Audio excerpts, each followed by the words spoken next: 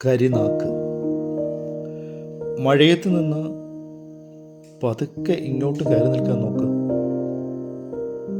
ചേർന്ന് നിന്നു.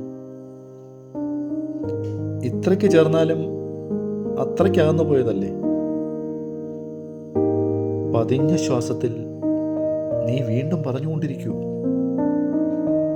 പിന്നെയും വ്യസനമേ പറയുള്ളൂ, വ്യസനമേ ശ്വസിക്കുള്ളൂ. നിന്റെ ആ കരിനാക്ക്.